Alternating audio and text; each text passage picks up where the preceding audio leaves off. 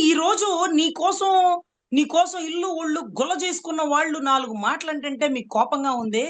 ఏ రోజు కనీసం party gate దగ్గర నుంచోని వాళ్ళు, పార్టీకి రూపాయి ఫండ్ ఇవ్వని వాళ్ళు, పార్టీ జెండా మొయ్యని వాళ్ళు, పార్టీ కోసం కష్టపడని వాళ్ళొచ్చి ఈరోజు మీరు పవన్ కళ్యాణ్‌తో ఉండలేరు. అంత మాత్రం మీకు లేదు.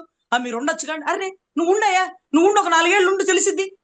సరే హ్మ్. జై కళ్యాణి అనుకుంటే అమ్మాయి పేరు నాకు గుర్తులేదు సార్. పార్టీలో కనీసం ఒక 10 ఏళ్ళో, 6 ఏళ్ళో, 7 ఏళ్ళో ట్రావెల్ చేసింది సార్. అమ్మాయి నెలకి హ్మ్. ₹1,00,000 జీతంతో హైదరాబాద్‌లో పని చేస్తూ హ్మ్. కాదు కూడదు నా కులపోడు నా అన్న అనుకోని భావించి ఇల్లు ఒళ్ళు గొల్ల చేసుకొని హైదరాబాద్‌లో ఖరీదైన ఏరియాలో పార్టీ ఆఫీస్ దగ్గరలో రెంట్ పెట్టుకొని హ్మ్. రూపాయి జీతాలు లేకుండా పనిచేసి చివరి ఆఖరిలోనండి రుక్మిణి గారు వచ్చే ముందు హ్మ్. ఒక 5 నెలల్లో, 6 నెలల్లో వాళ్ళకి జీతాలు ఇచ్చారట. ఈ హుహు. ఆవిడ రాగానే గౌరవ రుక్మిణి గారు రాగానే ఏమో విభేదాలు వచ్చేసినాయి సార్. హ్మ్. విభేదాలు వచ్చేసి ఆ అమ్మాయి ఏదో డబ్బులు సంపాదించేసుకుందని కనీసం వాళ్ళు సార్ మీరు నమ్మరు. ఆ అమ్మాయి పార్టీలోంచి ఎందుకు తీసేసినారో తెలియక ఆ అమ్మాయితో పాటు 40 మందిని తీసేసినారు సడెన్‌గా.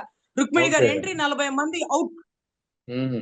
అంటే ఒకళ్ళు ఇన్ ఒకళ్ళు ఔట్. 40 మంది ఎప్పుడు ప్రజారాజ్యం నుంచి పనిచేసినోళ్ళు. హైదరాబాద్ హ్మ్. ఆఫీసుల దగ్గర పనిచేసినోళ్ళు. ఆయనతో పాటు హ్మ్. మంగళగిరి ఆఫీస్‌కొచ్చి పనిచేసినోళ్ళు సడెన్‌గా ఔట్ అయిపోయారండి.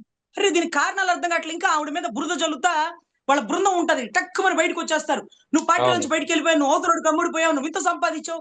ఇదే డైలాగులండి. తర్వాత చూస్తే నిన్ను అదే తిట్టారు. నన్ను అదే తిట్టారు. రేపు బయటకొచ్చినోళ్ళని కూడా అదే తిట్టారు. స్క్రిప్ట్ ఏం మారదండి. మొత్తం హ్మ్. బయటకొచ్చేస్తారు.